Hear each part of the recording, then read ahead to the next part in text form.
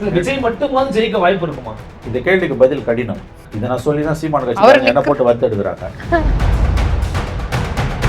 கலைஞர் கருணாநிதி மாதிரியான ஒரு தலைவர் தேசிய அளவிலே கிடையாது. இப்போ அது ஸ்டாலினுக்கு இருக்குது. அவங்க வந்து அந்த சின்ன பசங்க 2 பேரும் வந்து ரீல்ஸ் போட்டதை பத்தி சொன்னாங்க.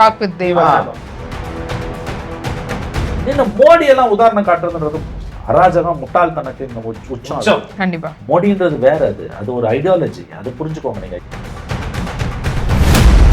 அவர் வாக்குறுதிகளை ஒன்ன கூட நிறைவேற்ற முடியுமாங்க? ஒரு பவுனு 6 சிலிண்டரு 15,000 ரூபாய் கொடுப்பாரு. இந்த அரசியல்வாதிங்க ஊழல் பண்ணி லஞ்சம் வாங்கிட்டு ஜெயிலுக்கு போகும்போது கை காமிச்சிட்டே போவோம் பாத்தீங்கல்ல, அந்த கதை தான் இது. இப்படி காமிக்கிறது எவ்வளவு ஆபாசமா கலைஞரை, ஒரு மனைவிய, மகளை திட்டுறமோ அத்தனை திட்டம் அதெல்லாம் படிக்கிறாரு. சரி, இப்ப தாவேக்கா தனித்து தான் போட்டியிட போறாங்க முடிவாயிருச்சு அப்படின்னா அவங்களுடைய செயல்பாடுகள் வந்து வெற்றியை நோக்கி தான் இருக்கும் அப்படிங்கிறது அவங்களோட அஜெண்டா. பட் ஆனா பார்க்கும்போது அவங்க எந்த செயல்பாடுமே இல்லை, விஜய் வெளியே வர மாட்டேங்கிறாருங்கிற ஒரு விமர்சனம் தொடர்ந்து வச்சுக்கிட்டே இருக்காங்க. என்னதான் விமர்சனம் வச்சாலுமே அவர் அதை மாத்திக்கிற மாதிரி ஒரு எண்ணத்துல இருக்க மாதிரியும் தெரியல. அவர் பிரச்சாரத்துக்கு வருவாராங்கிற ஒரு கேள்வியே வருது. இதனாலேயே அவர் பிரச்சாரம் பண்ணுவாரா? முதல்ல நீங்க என்ன நினைக்கிறீங்க? வருவார். ஏன் நம்பிக்கை தான் வாழ்க்கை. ஏன் உங்களுக்கு அந்த நம்பிக்கை? அந்த ரெஸ்ட்ரிக்ஷன்ஸ் எல்லாம் குறையும். கண்டிப்பா நிச்சயமா பிரச்சாரத்துக்கு வருவாரு. எந்த அளவுக்கு இருக்கு அவரோட பிரச்சாரம்? அப்படி பார்த்தா மேடம் சொல்ல முடியும். இப்ப எப்படி நான் என்ன ஜோசிகாரனா? நான் யாராலுமே அதை யோசிக்க சிபி எடுத்து வெளியே வரும்போது அருளே அது ஒன்றை மட்டும் வச்சு சொல்லக்கூடாது. ஆதவர்ஜுனாட்ட கேட்டிருக்காரு, எனக்கு இனிமேல் நமக்கு எந்த கட்டுப்பாடும் இல்லைன்ட்டு. இனிமேல் எந்த கட்டுப்பாடும் இல்லை சார், நீங்க பூந்து விளையாடுங்க தலைவர் பின்னாடி தான் வெளியில வந்துட்டு டாடா காம்ஸ்லாம் வந்து தான் சொல்றாங்க. பாருங்க, கையை காமிக்கிறது, கார் மேலே ஏறின்னு போகிறதுன்றதுலாம் வந்து இதெல்லாம் வந்து சீன் போடுறதுவாங்க. அதாவது தைரியன்றது என்ன? பயம் இல்லாத மாதிரி காமிச்சுக்கிறது. உண்மையான தைரியம் முன்ன விசாரணை கூப்பிட்டுருக்காங்க. ஒழுங்கம் விசாரணை முடிச்சுட்டு கார்ல இப்போ செந்தில் பாலாஜி போனார்ல, அது ப்ராப்பர். அது ஒரு அரசியல்வாதியோட செந்தில் பாலாஜி மேல நமக்கு 1000 விமர்சனம் இருக்கலாம். But he behaved as a politician. கரெக்டா சொன்னீங்க. அவர் அதுதான் சக்சஸ்ஃபுல் பாலிட்டிஷியன் செந்தில் பாலாஜி. 1000 விமர்சனம் செந்தில் பாலாஜி மேல இருந்தாலும் எனக்கு ரொம்ப பிடிச்சிருந்தது. ஈ வென்ட் டு த சிபிஐ. கார்லேருந்து இறங்கி போனார். வரும்போது காரை உள்ள அலோவ் பண்ணாங்க. காரில் ஏறி போயிட்டாரு. மேலே ஏறின்னு சீனை போட்டுன்னு அது சீன் போடுற இடமா அது? உன்னை விசாரணை கூப்பிட்டதே அசிங்கம் முதல்ல இல்லையா? கண்டிப்பா. என்னப்பா தப்பு பண்ணா பெரிய சாதனையா? பெரிய சாதனை பண்ணாங்கன்னு விஞ்ஞான் மோட்ல கூப்பிட்டு மாலை போட்டு உனக்கு வந்து பொக்கே கொடுத்தாங்களா? அசிங்கமா இல்ல? இந்த அரசியல்வாதிங்க ஊழல் பண்ணி லஞ்சம் வாங்கிட்டு ஜெயிலுக்கு போகும்போது கை காமிச்சிட்டே போவோம் பாத்தீங்கல்ல, அந்த கதை தான் இது. இப்படி காமிக்கிறது ஜெயிலுக்கு போகும்போது அந்த மாதிரி வந்து இது மேலே ஏறின்னு கார் மேலே ஏறின்னு கையை காமிக்கிறது. கிரவுண்டுக்கு வாங்க சார், மக்கள் பிரச்சனையை பேசுங்க. 2 பேரை கூப்பிட்டாங்க, 2 அரசியல்வாதியை. செந்தில் பாலாஜியும் போனாரு, விஜயும் போனாரு. செந்தில் பாலாஜி எவ்வளவு பெர்ஃபெக்டா நடந்துக்கிட்டார். இதெல்லாம் நீ வந்து ஒரு அரசியல்வாதி கிட்ட இருந்து ப்ரொஃபஷனல் பாலிட்டிஷியன் கத்துக்கணும். he behaved perfectly. அதே மாதிரி வெளியில வந்து கூட வந்து என்ன கேட்டாங்க, நான் பதில் சொன்னேன், அவ்வளவுதான். that is a professional approach. அதை விட்டுட்டு அங்க கையை காட்டுறது, காலை காட்டுறது, இது வரைக்கும் ஒரு தடவை கூட பிரஸ் பார்க்கல. என்னங்க அரசியல்வாதி அவரு? கட்சியை நடத்தி தேர்தலே சந்திக்க போற 2 வருஷம் ஆக போகுது. தோத்துட்டா அவ்வளவுதான் எஸ்கேப், ஜெயிச்சுட்டா நாடு தாங்குமான்னு தெரியல. ஆனா அவங்க மேல வைக்கிற விமர்சனம் நாங்க ஒரு மாற்றா வரோம்னு சொல்றாங்க. ஆனா 2 திராவிட கட்சி 2000 இவங்க 2000 2500 அப்படிங்கிற மாதிரி போயிடுறாருல்ல சார். அப்ப அவர் என்ன மாற்று? கிடையாது. அவர் மாற்று நீங்க நம்பினீங்கன்னா அர்த்தம். மன்னிக்கணும், நீங்க உங்களை சொல்லல, சொல்றேன் நானு. அவங்க அருண்ராஜ் என்ன பேசினாரு, நம்முடைய நண்பர் அருண்ராஜ், எனக்கு நல்ல நண்பர் தான் அவரு. அவர் என்ன சொன்னார், நவம்பர்ல இந்த மாதிரி எல்லாம் பண்றது மூலமா கஜானா சூறையாடுது அப்படின்னாரு. ஏன் நீங்களே இவரு பேசினாருங்க, ஊரா விட்டு நையே. அவர் அடுத்த வார்த்தையை சொல்லல. அது சொன்னா அதை பிரச்சனை பண்ணுவாங்கன்னு தெரியும். வேற ஏதோ ஒண்ணு சொல்லி முடிச்சாரு இல்லையா? எதுக்கு போய் மாட்டிக்கணும்? வாயை திறந்தாலே பிரச்சனை ஆகுது. மாட்டிக்கணுமான்றது பழமொழியை விட்டுருவாங்க. அப்படியே சொல்லுவாங்கல்ல, ஊரா விட்டு நெய்ய என் ஸ்வீட் பாக்ஸ் என்னமோ சொல்லிட்டாரு. ஆக்சுவலா அதோட அடுத்த வரி வேற. இப்ப அதை சொல்லிட்டு இவரு அவங்க 2000 2500 அவர் வாக்குறுதிகளை ஒன்ன கூட நிறைவேற்ற முடியுமாங்க? ஒரு பவுனு 6 சிலிண்டரு 15,000 ரூபாய் கொடுப்பாரு. இவரு பார்த்திபன் வடிவேலு காமெடியில வரும்ல, கார் ஏழையோட போகும்போது 3000 5000 இந்த மணி வச்சு போடுவாங்க. பிகிலிக்கு பிகின்வாங்க, அந்த கையில கொடுத்துட்டு போயிடுவான். அடுத்த வாங்க அது ஃப்ரீயா கொடுத்துடுவாங்க. அந்த மாதிரி வந்து இது கேலி கூத்தா போச்சு. ஜெயிக்கணும், ஆட்சி அமைக்கணும், அதெல்லாம் அவங்களுக்கு சீரியஸா இருக்கிறதா தெரியல. சார் உண்மையான கிறிஸ்தவர்கள், உண்மையான இஸ்லாமியர்கள் எல்லாருமே தாவேக்காக்கு ஆதரவா இருக்காங்க. கிட்டத்தட்ட உண்மையான ஒரு சமூக நீதி, ஒரு மதச்சார்பற்ற ஆட்சி வந்து தாவேக்கால கொடுக்க முடியும்னு சொல்றாங்க. யார் தப்பான வார்த்தை? உண்மையான கிறிஸ்தவர்கள், உண்மையான இந்த அது ஒரு இஸ்லாமியர்கள்லாம் என்னங்க பேச்சு இதெல்லாம்? என்ன பேச்சு இதெல்லாம்? உனக்கு ஓட்டு போடலன்னா அவன் உண்மையான கிறிஸ்தவம் இல்லையா? கரெக்ட். உனக்கு ஓட்டு போடுறவன் போடாதவன் எல்லா ஜாதியிலும் இருப்பான். திமுக, அண்ணா திமுக, காங்கிரஸ் எல்லா கட்சிக்கும் போடுறவன் எல்லா ஜாதிக்காரனும் இருக்கான். ஒரு உண்மையான ஜாதியை சொல்லி, ஒரு டேஷ் ஜாதியை சொல்லி அவன்லாம் திமுக ஓட்டு போடுவான், இல்லை அண்ணா திமுக ஓட்டு போடுவான்னு சொன்னான்னா அது எவ்வளோ ஒரு கீழ்த்தரமான பேச்சு. அந்த பேச்சு தானே இது. உண்மையான கிறிஸ்தவன், உண்மையான இந்து, இந்துன்னு சொல்ல உண்மையான கிறிஸ்தவன், உண்மையான இஸ்லாமிய, குரான் மேல சத்தியம் தான். குரானெல்லாம் எதுக்கு எழுதுற நீ? என்ன பேச்சு? எக்ஸ்ட்ரீமான பேச்சு. அப்பயே நடவடிக்கை எடுத்துக்கணும் இந்த பேச்செல்லாம் பேசுறதுக்கு. இன்னொன்று தெரியுமா, இந்த மாதிரி எக்ஸ்ட்ரீமா பேசுறவங்க தான் அந்த எண்டுக்கு போவோம். இந்த பெண்டுல இருக்குல்ல கடிகாரம், அது நடுப்புற இருந்துன்னா ஹெல்த்தி நார்மல் கடிகாரம் பழுது இல்லாம இருக்கும் அர்த்தம். இப்படி போச்சுன்னு வச்சுங்க ரிஸ்க், இப்படி போச்சுனாலும் ரிஸ்க். அது அப்படியே நிக்க வேண்டிய இடத்துல நிக்கணும். இந்த மாதிரி ரொம்ப ஓவரா பேசுறாங்க பாத்தீங்களா, அவங்க எல்லாம் வந்து அந்த எல்லைக்கு போவாங்க. அது மேல சத்தியம், இது மேல சத்தியம், கையில பச்சை குத்திக்கிறது எல்லாம் பண்ணுறது பார்த்தீங்கன்னா அந்த கட்சியில் இருப்போம். அதனால இது வந்து எக்ஸ்ட்ரீம் ஸ்டாண்ட் எடுக்கிறதுன்றது வந்து தப்பு. அவங்க என்னமோ நாடகம் ஆடிட்டு இருக்காங்க. இப்போ அவங்களுக்கு அரசியல்னா என்னன்னு தெரியல. நான் வாங்க வரட்டும் வரதான் போறாங்க. நாமினேஷன் 234 தொகுதியிலும் போடுவாங்க. முதல் சேலஞ்சு 234 தொகுதியிலையும் வேட்பாளர்கள் வேட்புமனு சரியா தாக்கல் பண்ண, அதுதான் ஆள் இருக்கான்னு சொல்ல ஆள் கூட இருப்பான். 234 தொகுதியிலையும் டிஃபால்ட் இல்லாம இப்போ திமுக அண்ணா திமுக வேட்புமனு அக்செப்ட் ஆயிடும். அந்த மாதிரி இவங்களால அக்செப்ட் ஆகுமா? முதல் சேலஞ்சு. ரெண்டாவது சேலஞ்ச் அக்செப்ட் ஆன பிறகு 5 நாள் கேம்பெயின்ல எவன் இருக்கான், எவனை தூக்கின்னு போட்டாங்க, ஒரு பக்கம் திமுக தூக்கின்னு போடுவான், ஒரு பக்கம் அவன் அதிமுக. மூணாவது கிளைமாக்ஸ் டே, போலிங் டே இருக்கணும் ஆளு. இதெல்லாம் நீங்க பாருங்க. இன்னைக்கு பேசுற இத்தனை பேச்சும் இந்த 20 நாள்ல கிளைமாக்ஸ், இந்த 20 நாள்ல நடக்குது. உங்களுக்கு வந்து காண கிடைக்காத பல காட்சிகள் உங்களுக்கு கிடைக்கும். அது 2 பேரும் விஸ்வரூபம் எடுத்துட்டாங்க. சரி, நீங்க வழிகாட்டுறதுக்கு தலைவராது ஒழுங்கா இருக்குங்க. தலைவரே சீன்ல கிடையாது. தலைவரே அப்பப்ப தலைமறைவாயிடுறாரு. சார் அவரு பெரம்பூர்ல நிக்கிறது உறுதியா இருக்குன்னு சொல்றாங்க. ஹேஷியம் அருளே பெரம்பூர்ல நிக்கிறா, வேலைச்சேரில நிக்கிறான், திருச்சியில நிக்கிறான். இதெல்லாம் ஹேஷியங்கள். எங்கேயோ ஒரு இடத்துல நிக்க போறாரு. விஜய் மட்டுமாவது ஜெயிக்க வாய்ப்பு இருக்குமா? இந்த கேள்விக்கு பதில் கடினமா சார்? ஆமா, இதை நான் சொல்லிதான் சீமான கட்சி என்ன போட்டு வருத்த எடுக்கிறாங்க.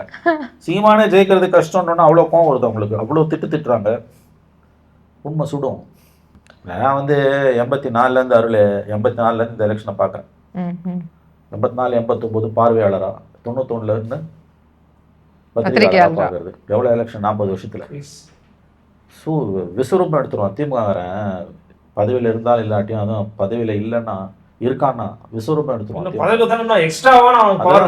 பதவியில இருக்கும்போது இன்னும் அதிகமா, பதவியில இல்லாட்டியும் இருந்தாலும் விஸ்வரூபம் எடுத்து நிற்பான் திமுககாரன். சுழல்வான் அன்னைக்கு. ஸோ இப்போ தாவேக்கா வந்துட்டு குறிப்பாக தாவேக்காவோட முக்கிய நிர்வாகம் எல்லாருமே சென்னையுடைய எல்லா தொகுதிகளிலும் நிற்க போகிறதா சொல்லப்படுது. சென்னையோட டார்கெட் பண்ணி இது பண்ணுறாங்களா? உள்ளூர்லேயே குண்டு செட்டில் குதிரை ஓட்டிட்டு போய் வெயில் காலம் வேற, வெயில் காலம் வேற, அப்படியே போட்டு முடிச்சு சமாளிச்சுட்டு ஓடிடலான்னு பார்க்குறாங்க. இப்பயே வந்து அவங்களுக்கு ரூரல் சைடில் ஒன்றும் பெருசாக இல்லைன்றாங்க, சிட்டிஸில் தான் இருக்குது. அவர் இந்த விவசாயிகள் இதில் கருப்பு பச்சை துண்டு போட்டுட்டு போனதெல்லாம் விவசாயியோட தன்னை ஐடென்டிஃபை பண்ணிக்கிறது.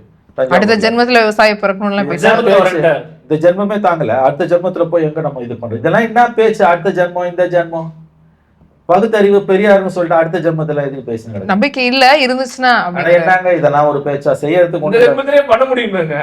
இந்த ஜென்மத்திலே நீ செய்யலாமே. உங்களுக்கு 50 வயசு தான், இன்னும் 50 வருஷம் நீங்க நீடூழி வாழணும், அதை நாடு பார்க்கணும். 50 வருஷம் நீங்க வந்து இன்னும் செய்யறதுக்கு உங்களுக்கு இருக்கு.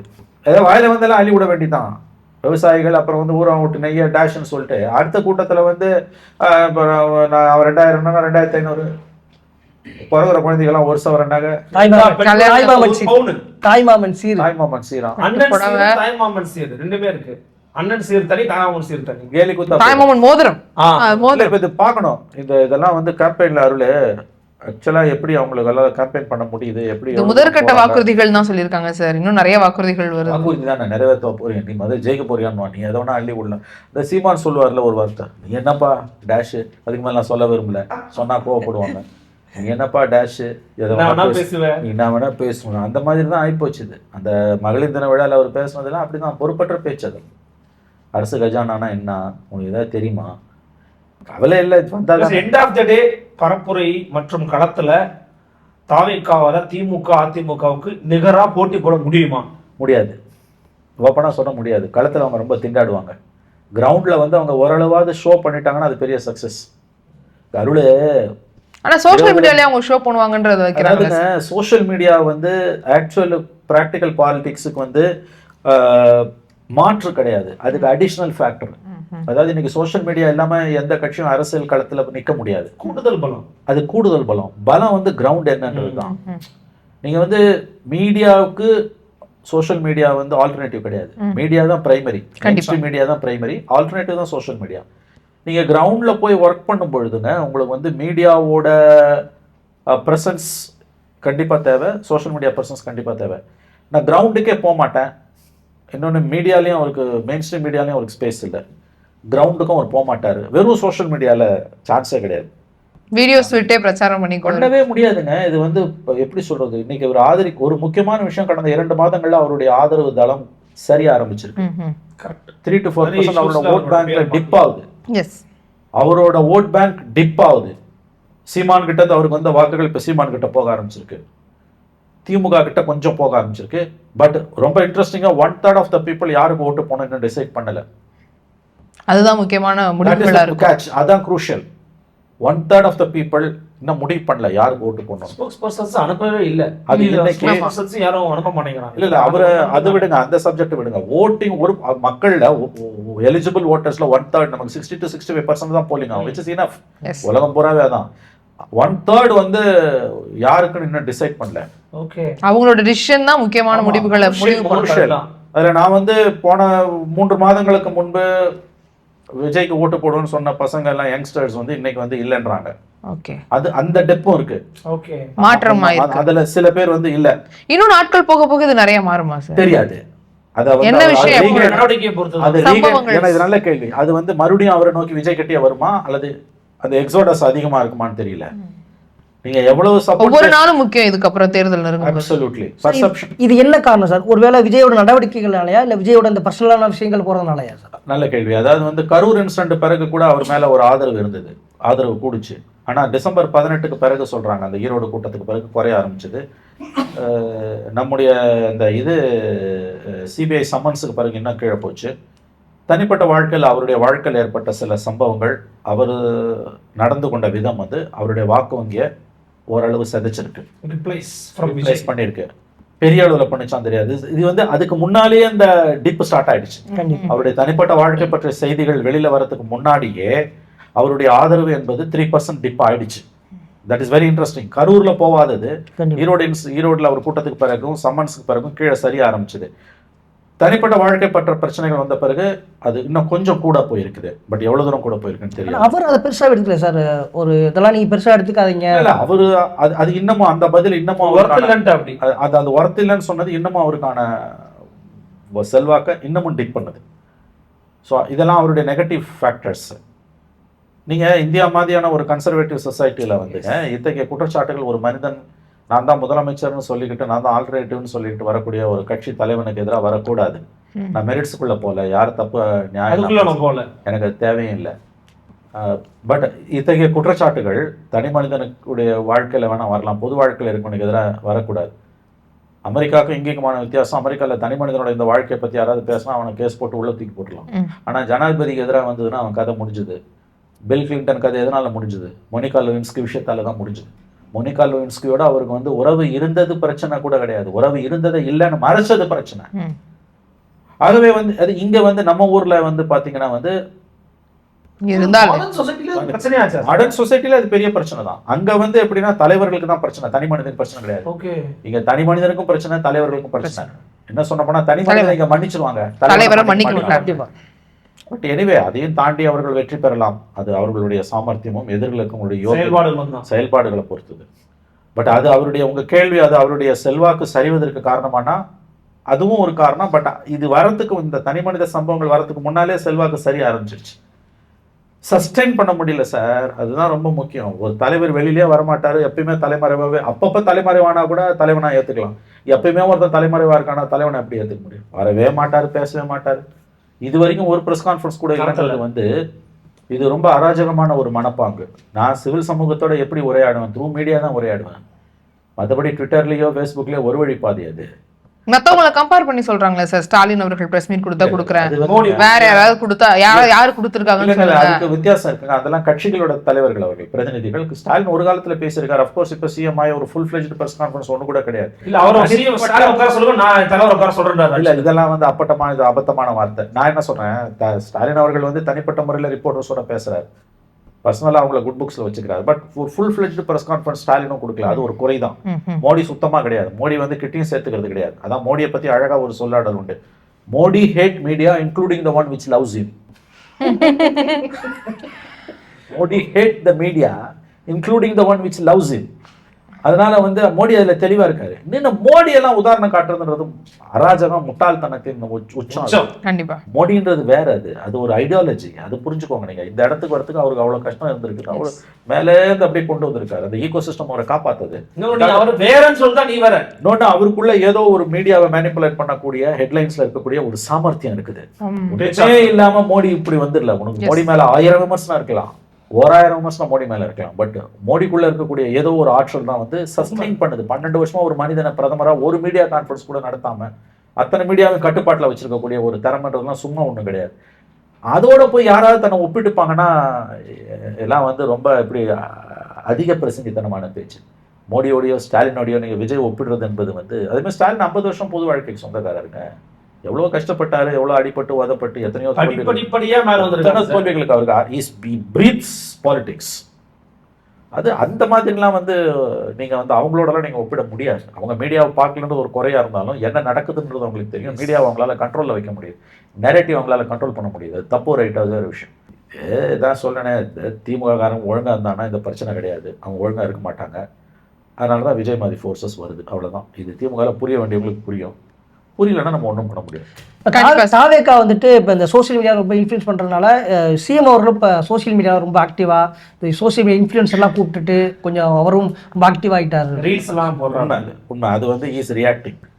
இவங்களோட சோஷியல் மீடியா ஒர்க் இன்ஃப்ளூயன்ஸ் டிஎம்கேவோட சோஷியல் மீடியா பிரசன்ஸ் அதிகப்படுத்திருக்கு. குறிப்பாக சீஃப் மினிஸ்டரோட சோஷியல் மீடியா பிரசன்ஸ் அதிகப்படுத்திருக்கு. அவங்களோட பலமே அதுதான். கலைஞரோட பலம், திமுகவோட பலம், இன்னைக்கு ஸ்டாலினோட பலமே என்னன்னா, அவங்க 75 ஆண்டு கால வரலாறுல பார்த்தீங்கன்னா 75+ இயர்ஸ்ல மாறி வரும் காலங்களுக்கு ஏற்ப தங்களை தகவமைத்துக் கொள்றதுல இந்தியாவிலே நம்பர் 1 பொலிட்டிக்கல் பார்ட்டி அவங்க தான். அவங்க பழைய காலத்துல வாழ மாட்டாங்க.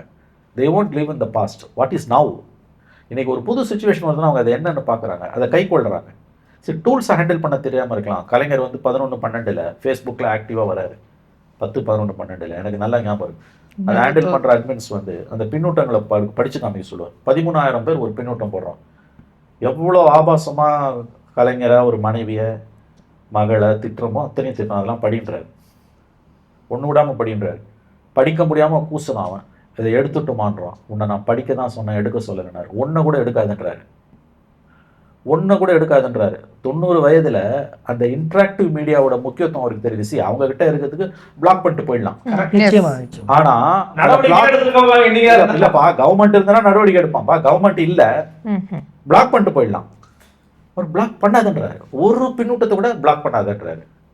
அவரு அந்த வயதுல 90+ வயதுல இந்த மீடியான்றது அவன் கருத்தை பதிவு செய்ய இருந்தாதான் தன்னை பார்க்க வருவான்னு அவருக்கு தெரியுதுல்ல. அதாவது தனக்கு எது தெரியாதுன்னு அவருக்கு தெரியுது இல்ல. அதனாலதான் அவர் கடைசி வரைக்கும் ஜெயிச்சார். ஷபீர் சொன்னாரு சார், ஒரு இடத்துல கலைஞர் 89 சொல்லி வச்சாராம். அந்த டேக் நேம் சொல்லுவாங்க, என்ன நேம், எப்படி என்ன வேணா வைக்கலாம். இப்ப நான் மணி ஜேர்னலிஸ்ட் வைக்கலாம், அருள் ஜேர்னலிஸ்ட் எதனா வைக்கலாம். ஏன் தலைவர் 89 கலைஞர் 89 வச்சுங்க, நம்ம கலைஞர், கருணாநிதி, டிஎம்கே வைக்கலாம். 89 வயசுல ஒருத்தர் ட்விட்டர்ல இருந்தாலும் சமூகத்துக்கு தெரியட்டும்டா, நாளைக்கு வர்றவன் அதை பார்க்கட்டும் உண்மை அப்படின்னு சொல்லியே வந்து அந்த 89 வச்சாராம். உண்மை. நான் அந்த ஃபேஸ்புக் அந்த அட்மின் அவங்க கேள்விப்பட்டிருக்கேன். நான் இந்த பின்னூட்டங்கள் பச்சையா எழுதுவாங்க. ஒன்று கூட எடுக்காதுன்ட்டார். அவரு அந்த வயதுல அது இன்டராக்டிவ் மீடியா, அதை எடுத்தா தங்கிட்ட வரமாட்டான் அப்படின்னு அவங்களுக்கு தெரியுது. கம்யூனிகேட் பண்ணணும்னு விரும்புறாரு.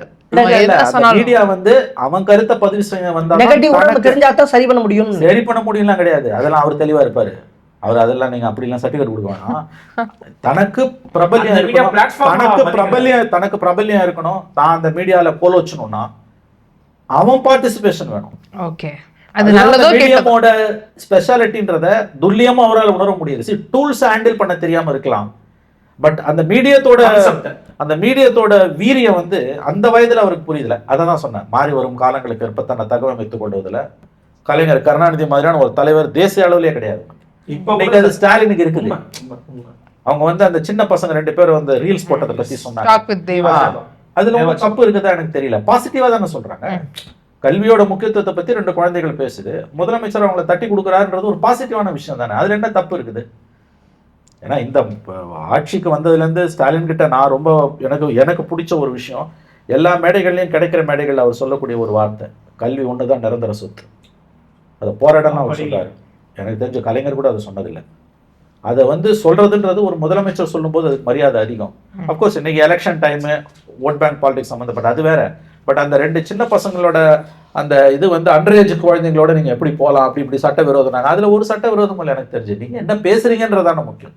கல்வியின் முக்கியத்துவத்தை பத்தி 2 சின்ன பசங்க குழந்தைங்க பேசுதுன்னா அதை முதலமைச்சர் ஆதரிச்சு பேசுறாரு அப்படின்னும் போது இட்ஸ் அ பாசிட்டிவ் சைன் தான். சரி, அந்த மீடியமையும் அவங்க எந்த அளவுக்கு தனக்கு சாதகமா யூஸ் பண்ணிக்கிறாங்க, அதை பார்த்து மற்றவங்களாம் கத்துக்கணும். எல்லா மாற்றத்தையும் நீங்க சொன்ன மாதிரி ஏத்துக்கிறாங்க சார். இப்ப அண்மையில வந்து விமர்சனம் என்னன்னா, பெண்களுக்கு வந்து மதிப்போ அல்லது அதிக ரெப்ரசன்டோ கொடுக்கல. இப்போ நாம் தமிழர் கட்சி வந்து 117 நாள் 117 பேர் ஜெயிக்கிறோமோ தோக்குறோமோ ரெப்ரசன்ட் கொடுக்குறாங்க அப்படின்னு சொல்லும்போது, இப்போ மாணவர் அணிக்கு வந்து செயலாளராக ஈரோடு வீரமணிங்கிற முதல் பெண்ணை வந்து நியமிச்சிருக்கிறாங்க திமுக.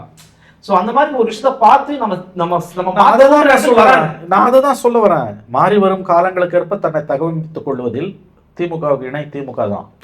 அது சரி தப்புன்ற ஆர்குமெண்ட் வேற. இப்போ நீங்க வந்து அந்த அளவுக்கு மைன்யூட்டா அவங்க பாக்குறாங்க, நுவான்ஸ்டா பாக்குறாங்க, 24 மணி நேரமா வேலை செய்றாங்க. தேர் பொலிட்டிக்கல் அனிமல்ஸ். அவங்க வந்து சில நார்ம்ஸ் இருக்குது, அவங்களுக்கு தவறுகள் நடக்குது, கரப்ஷன் இருக்குது, ஃபேமிலி பாலிடிக்ஸ் அரங்க, அதெல்லாம் ஒரு பக்கம். But as a political party, அப்படி ஒரு பொலிட்டிக்கல் பார்ட்டி நீங்க பார்க்கவே முடியாது. Everything is meticulously planned. நான் ரெண்டு விஷயத்த பண்ண வரணும். இப்போ சமீபத்தில் கேசிஆர் பார்ட்டிலேருந்து இங்கே இந்தியா பூரா வந்து ரீஜனல் பார்ட்டிஸை பற்றின சர்வே எடுத்துகிட்டு போயிருந்தப்போ வந்து திமுகவை பார்த்துட்டு ஆக்சுவலாக வந்து ஆர்எஸ் பாரதியெல்லாம் பார்த்துட்டு போயிருக்காங்க. அவங்க இவர் ஆக்சுவலி ஃப்ளபகாஸ்டட், இவ்வளோ பர்ஃபெக்டாக பண்ணுறாங்க. இது இப்போ நான் 32 வருஷத்துக்கு முன்னால் 94 வைகோ பிரிஞ்சு போனப்போ திமுக எனக்கு தான் சொந்தம், கொடி சிம்பல்லாம் எனக்கு தான் அவர் ஒரு பிரச்சனையை கிளப்பி ஹைகோர்ட்டில் கேஸ் போட்டப்ப திமுக அப்பியர் ஆனது கபில் சிபல். அப்போ நான் ஆர்குமெண்ட் அப்போ ஃபுல்லாக கோர்ட்டில் இருந்திருக்கேன். அப்போ கபில் சிபல் சொன்னார், அந்த கோர்ட்டில் ஜட்ஜஸை பார்த்து சொன்னார், என்னுடைய வாழ்க்கையில் நான் எத்தனையோ அரசியல் கட்சிகளோட உள்விவகாரத்தில் அப்பியர் ஆயிருக்கேன், ஆனால் ஒரு அரசியல் கட்சி இந்த அளவுக்கு பர்ஃபெக்டாக, இந்த அளவுக்கு கரெக்டாக, இந்த அளவுக்கு நீட்டாக தன்னுடைய அக்கௌண்ட்ஸை, தன்னுடைய ஓட்டர், தன்னுடைய இது மெம்பர்ஷிப் டீட்டெயில்ஸை பர்ஃபெக்டாக, இன்கம் டேக்ஸ் ரிட்டர்ன்ஸ் கட்டுறதில்ல இவ்வளோ பர்ஃபெக்டாக ஒரு கட்சி வந்து இருந்து நான் பார்த்ததே இல்லை. அப்படி அப்போ வந்து பொதுக்குழு உறுப்பினர்கள்லாம் திமுக பக்கம் தான் அதிகமாக இருந்தாங்க. இல்லை வைகோ தனக்கு தான் அதிகமாக இருக்காங்கன்னாரு. இப்போ திமுக தான் ஜெயிச்சுது அவங்க. அப்போ அந்த முடிஞ்ச பிறகு அந்த செயற்குழு உறுப்பினர் பொதுக்குழு உறுப்பினர் தான் நினைக்கிறேன். அப்போ நாங்கள் வந்து அந்த கலைஞர் அரங்கம், மெயின் அரங்கம் இருக்க சின்ன அரங்கம், கலைஞர் டிவி இருக்குல்ல, அங்கே நடந்தது அந்த குழு. அப்போ அந்த செயற்குழு நினைக்கிறேன் நான், செயற்குழு பொதுக்குழு சம் பாடி. அப்போ வந்து அவங்க வந்து ரிப்போர்ட்டர்ஸ் கேட்டாங்க, அந்த மாதிரி வந்து முரசொலிமா நாங்களே போய் உள்ள செக் பண்ணிக்கிட்டோமா, நீங்கள் வந்து உங்களுக்கு தான் அதிகம்ன்றீங்க, உங்களுக்கு சாதகமாக தீர்ப்பு வந்துடுச்சு, ஆனால் இவங்கெல்லாம் உங்கள் உறுப்பினர்களான கார்டு இருக்கா நாங்கள் பார்க்கணும் இல்லைன்னா. முரசொலிமார் வந்து வழக்கமாக சத்தம் போடுவார், அப்படி யாராவது கேட்டால் தாராளமாக போய் நீங்களே பாருங்கன்ட்டு எங்களை அலோவ் பண்ணாங்க. அதனால உள்ளே போனோம். திரும்பி சின்ன பத்திரிகையில் தான் நான் எல்லாரையும் விடுன்ட்டார். ஐடென்டி கார்டு இருந்தால் எல்லாரையும் விடுன்ட்டார்.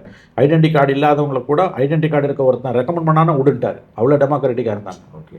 அவன் போனப்போ வந்து அந்த கார்டை வாங்கி நாங்கள் பார்த்தோம். பொதுக்குழு உறுப்பினர்கள் பர்ஃபெக்டாக அவங்க கட்சியை மெயின்டைன் பண்ணாங்க. கடைசி காலத்தில் கலைஞர் கடைசி ஒரு வருஷம் தான் அறிவாலயம் வர முடியாமல் போச்சே தவிர, அது வரைக்கும் அவர் 16 வரைக்கும் 6:30 மணிக்கு குளிச்சுட்டு வருவார், அது ரெஜிஸ்டர் எடுத்து கழித்து போடுவார். ஸோ அவங்க மெட்டிகுலஸாக எல்லாத்தையுமே பண்ணியிருக்காங்க. இன்னும் அதனால தான் இன்றைக்கி அவங்களுக்கு வண்டி ஓடுது. கலைஞர் சேர்த்து வச்சுட்டு போன சொத்து தான் அந்த கட்சி. சொத்துனா அந்த பில்டிங், அறிவாலயம், கலைஞர் டிவி, ட்ரஸ்ட் இல்லை, பொலிட்டிக்கல் கேபிட்டல். இப்போ புதுசாக வரவங்க அதை பார்த்து கற்றுக்கணும். நான் வந்த உடனே நான் தான் மாற்றுன்னா மக்கள் தான் முடிவு செய்யணும். பல விதமான கருத்துக்களை ரொம்ப நிதானமாக பொறுமையாக ஏதாவது பகிர்ந்துங்க சார். எங்களோட வந்து இந்த அரசு சொன்னீங்க சார், உங்கள் கருத்துக்களை கொண்டு வந்து வைக்க நன்றி. நன்றி சார். நன்றி சார். நன்றி. மீண்டும் இதை போன்ற பல அரசியல் நேர்காணலை நீங்கள் பார்ப்பதற்கு பைரவலோடு சப்ஸ்கிரைப் பண்ணுங்க. இந்த வீடியோ பிடிச்சா லைக் பண்ணுங்க, உங்கள் கருத்துக்களை கமெண்ட் பண்ணுங்க, நண்பர்களுக்கு பகிர்ந்து உதவுங்க. நன்றி.